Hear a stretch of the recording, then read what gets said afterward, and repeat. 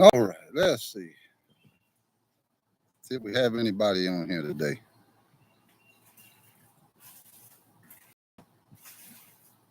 Setting our chin, getting ready to start grilling directly here on Independence Day.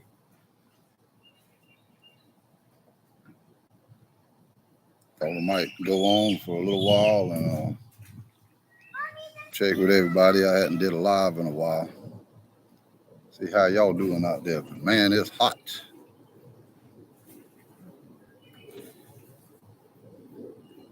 I see two people's in.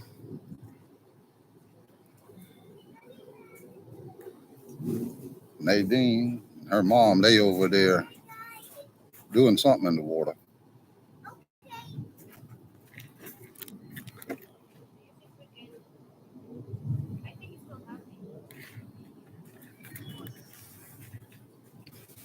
Hope everybody's having a great Independence Day. Enjoying, grilling, staying safe.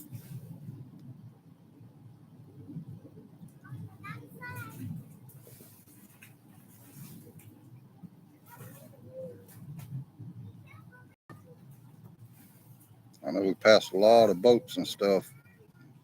Went to town earlier. A lot of people headed to the river and places. Passed a lot of boats, look behind trucks, and stuff headed to the rivers.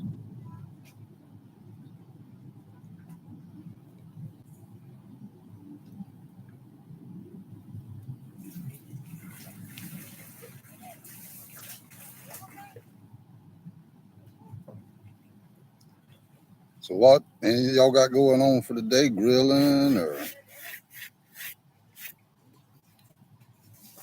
spending time with the family or anything?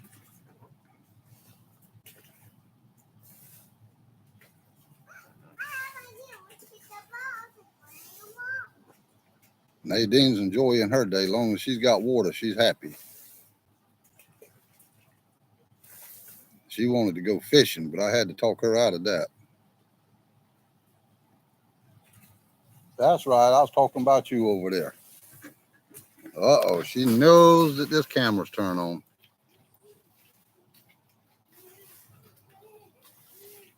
Kid loves the camera.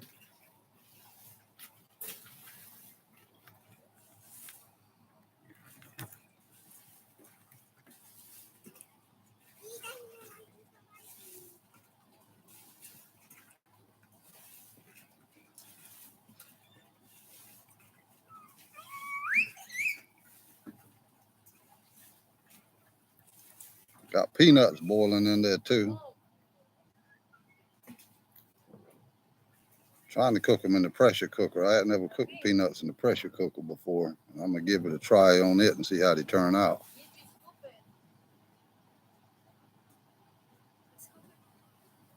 Get out here in about an hour or so. I'm gonna throw on some ribs and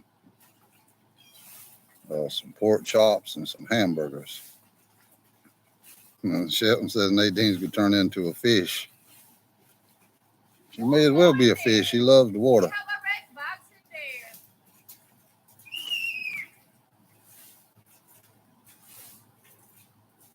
We got out here and grill Saturday and set up over there more near the woods over there. The wife had to get down there next to the woods down there. She wanted to get set up over there in the shade. Saturday night, they was a scratching and a itching. They got into some red bugs over there.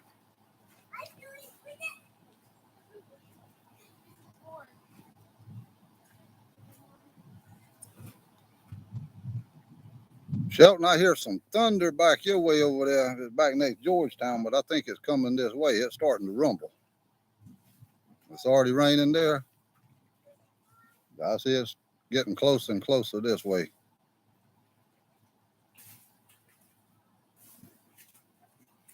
Carl Reed sitting here in the middle of a big thunderstorm entertaining the Grands. Yeah, I believe it's fixing to come a pour down here too. Andy Kay Jr., happy 4th of July. Enjoy your fishing videos. I am ready for deer season. Got my 870 Remington like yours. I'm going to try it with the triple oak buckshot. Yeah, Randy, I love that that 870, I shot a 16 gauge Remington semi-auto for a long time, 1100. I love that 16, but when I switched over to 12 gauge, I went with that 12 gauge 870 pump. And that 870, it ain't no real expensive pump gun, but it a whole lot pattern though. I've shot it against some of the Winchesters and stuff with small shot, and I had never checked it with buckshot, but small shot, it hold a pattern way tighter than a lot of the Winchester shotguns. But I tried triple aught in at number ones, but the double aught magnums was what I always like to use in mine. Double aught 3-inch magnums. Happy 4th of July to you too, Mr. Galati. No, I'm not gonna fry any fish today. Today we could try to do some country style pork ribs and some pork chops and burgers. I think we picked up some stuff to make a salad with. We might have to make a break for it in a minute. It's thunder getting closer and closer. I got to remember also, every year right after the 4th, I have to renew my fishing license. I always remember when they're about to run out, because right after the 4th is when I always renew them. So I know after Independence Day to stop by the store and get them renewed. But it's hard to get them renewed at the store anymore. I think Walmart may still do them. I'm not sure. But the stores around here, can't hardly find anybody that does them anymore. You have to go online mostly to renew your license. Mr. Galati, what town do you live in South Carolina? I live near Andrews. About 35 minutes from Georgetown. About an hour from Myrtle Beach. Most people know where Myrtle Beach is, but I'm about an hour from Myrtle Beach. Georgetown's along the coast too, but I'm about 35 minutes inland from Georgetown. And a lot of people ask about the tide water in the river. And if you go by the river from Georgetown, I think it's probably around near 50 miles if you follow the river till you get to where I'm at. I'm like 30 miles from here to Georgetown. But if you follow the river, I believe it's like 50. By the time you get up this far, the water is fresh water. I think within 4 or 5 miles of coming in from the coast, the water starts getting fresher and fresher.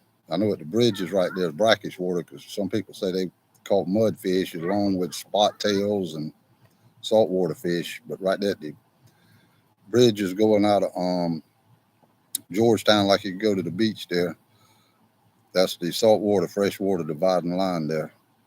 But once you get up, on further up in here, it's all fresh water.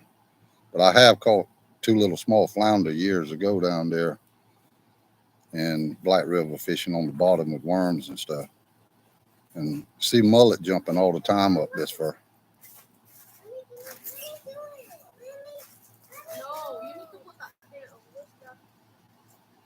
Anthony Brown, I'm the guy from Virginia. Live here in King Street. You said you would take me fishing with you out on the water. Yeah, we had to get together sometime and go down there and catch some fish. Right now, I'm having to fish hard when I do get in a video, because all the hot weather and stuff we've been having, and we did have some dry weather for a while, but we're starting to get a little bit of rain here lately.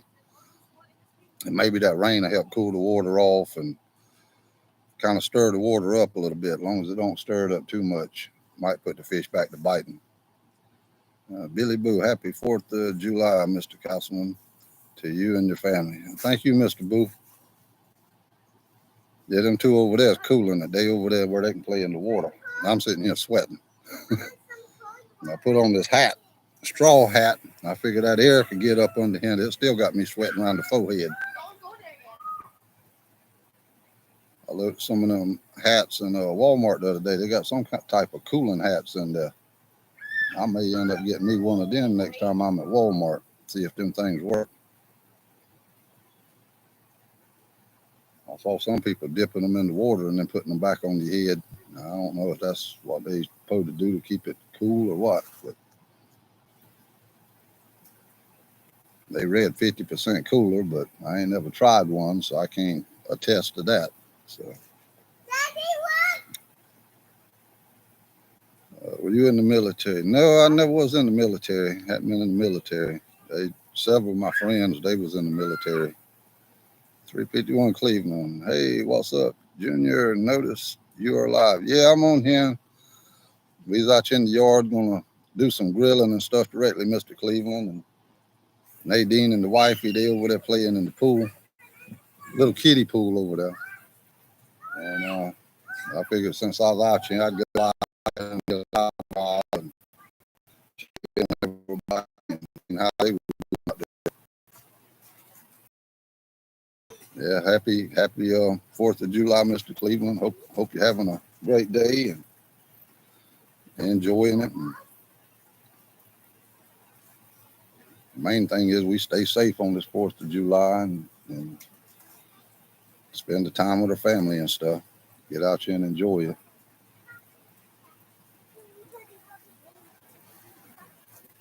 I'm in the middle of changing my alternator on the Silverado. Yeah, I don't know if it's hot there, Mr. Cleveland, as it is here, but it's hot right here right now. On the Silverados, I don't know about the newer models. It shouldn't be too awful hard, I wouldn't think. I think if it's like one of my old Chevrolets I had, that some of them had plenty of room under the hood to work with. Some of these newer model vehicles they got now, man, everything's clustered under there. It's hard to do anything.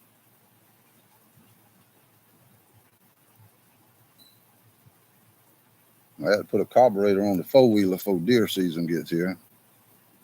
Carburetor in it leaking. It's what I looked at online. It's about as cheap to buy the whole carburetor and put on there as it is to buy the rebuild kit and rebuild it.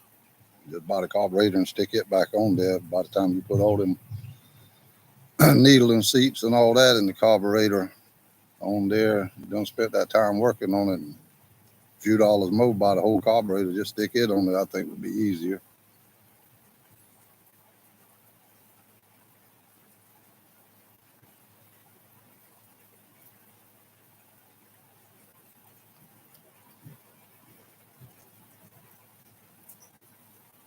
The pool have a hole.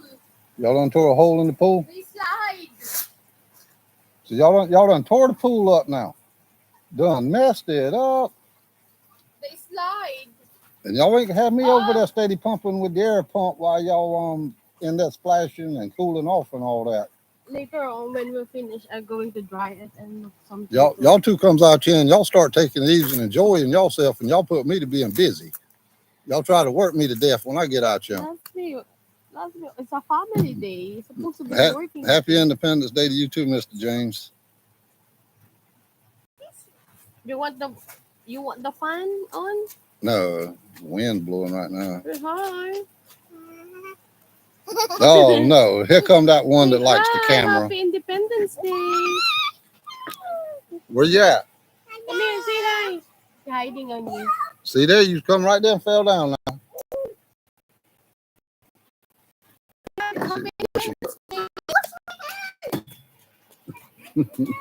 She's headed back for the pool now. The water is getting cold. Probably the first one. Thanks, Mr. Cleveland. Appreciate it, man. I was thinking when you mentioned that alternator, I changed one on my Ford Ranger back in the 90s. And I come home from the hunting club. It went out on the way from the hunting club. I noticed the headlights went out, got dim all of a sudden. And I got home, and the next morning I went and picked up an alternator to put on there. I got home, put the alternator on there, crunk it up, and the light was on the dash, still showing it wasn't charging. And I said, well, this is a brand new alternator. I started checking wires and all that, and I couldn't find nothing wrong with the wires. So I took the alternator back off, went and took it back to the store, and they put it on the tester, and the brand new alternator wasn't charging. They had to give me a nut, and I come home, put it on there, and everything's working fine. But it was a brand new alternator in the box, and it wasn't charging. The solenoid or something of it already kicked out in it. Sometimes you get a part that's bad like that. I bought spark plugs before, and sometimes one of them wouldn't be firing on the boat motor. On the vehicles, most of them I've always had was good, but I bought some for the boat motor one time. One of the plugs wasn't working when I bought it. Got the old one out, but fighting to get the new one to line up correctly. Yeah, sometimes you have trouble with things trying to get them lined back up, and if I was working by myself, if it's got that tension pulley on there, sometimes I used to have trouble with that tension pulley, trying to get it pushed with one hand and get the belt and stuff to go back right with the other hand, trying to do it by myself. Sometimes they can give you trouble.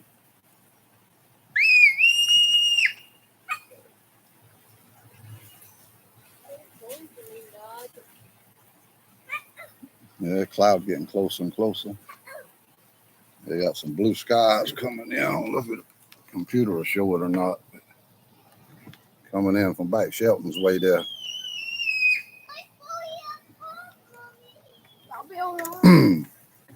And the wind coming from in off of the ocean, so if the clouds are coming in off the ocean, it's bringing them in this way. Big J Hunter, Junior, what's going on, buddy? Not much, Mr. Hunter, just out here on the outside and trying to enjoy the day, getting ready to do some grilling and stuff out here. And Nadine's over there, she's playing in the water. They got the water hose hooked up now, and it's spraying that fresh water in there. And that water's probably cold too, because I'm still hooked up on the well water. So it's pumping, I think, about 70 or 75 foot in the ground, how deep I had it drilled. And after that water runs for a little while and starts bringing that water up through that pipe from down there through them rocks, it gets cold. Nadine don't care though, just so she's in the water.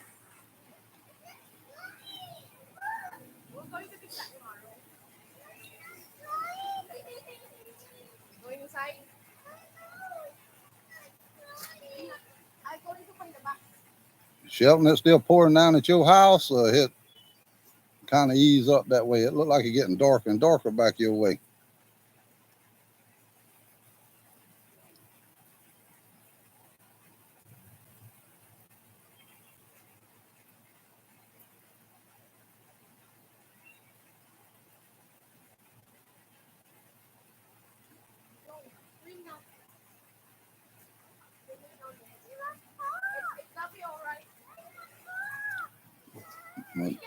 On the last few videos, I've been getting a lot of questions on the line that I use on my brim busters or most of my reels. And a lot of time I use Berkeley Trilene or either Strand. Most time it's Berkeley Trilene though. And fishing around them lily pads and all them logs and limbs and stuff down there in Black River, I like to go with the 10-pound test line. But I'll try to find a line that's low memory or smooth casting or something like that, where it will be limber. I like to use the mono a lot of time. And I try to find something that way. If you use it on the brim buster, it don't curl up so bad. You can get that low memory or something, and after a while it'll lose its memory and it'll stay stretched out whenever you're fishing it. But a lot of people in Black River use 6 or 8 pound test line, but I've always liked the 10 pound, and you get it that low memory, and it'll cast easy enough to do what I want to do with it. That's what I use most of the time with it. On the beetle spins, most of the time I use the number 2 blade. A lot of people's asking about size blades and the jig heads I use. And I use 1/8 or 1/16 most of the time. A lot of time I'm fishing, I forget to mention it or something because a lot of my subscribers have been subscribed for a while, and over time they see me doing a lot of the other videos, and I'd be talking about it and stuff on there. But for the newer subscribers that haven't seen some of the older videos and stuff, I'm just trying to get caught up on some of the stuff that I use.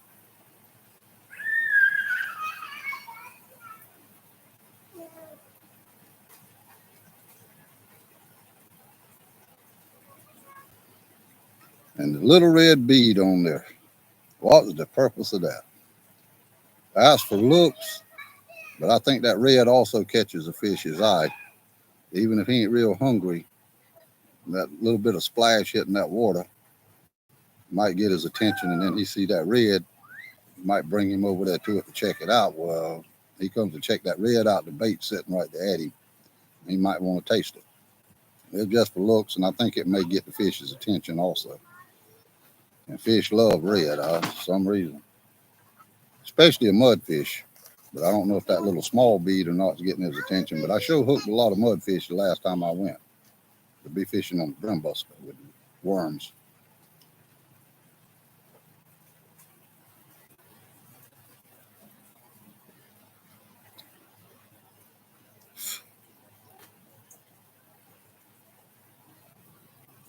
It's cooling off a little bit though with that breeze blowing when them clouds getting close. It's kind of shaded up in now.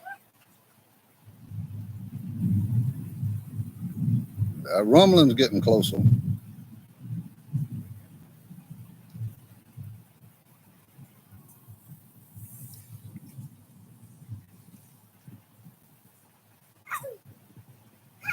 Is that water cold?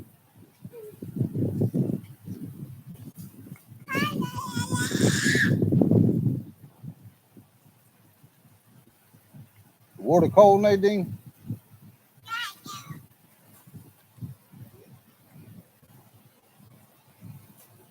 Well, I think I'm gonna get ready and get off of here. I just want to check in with y'all and wish everybody a happy Independence Day.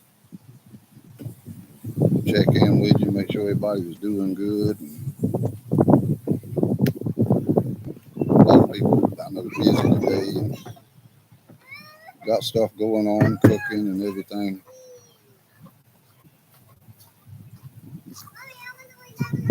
I'm gonna go ahead and get out of here where I can start cooking, or I might have to wait because it's getting darker and darker back that way right there. And the wind getting stronger. But anyhow, all of you have a safe and happy Independence Day, and I'm gonna try to sometime this week or next week. I don't know how the rest of this week will go. I have to get back, get the fishing license and stuff. Get back out there and get in some fishing videos. But we'll catch you the next time, YouTube. Y'all have a great 4th of July.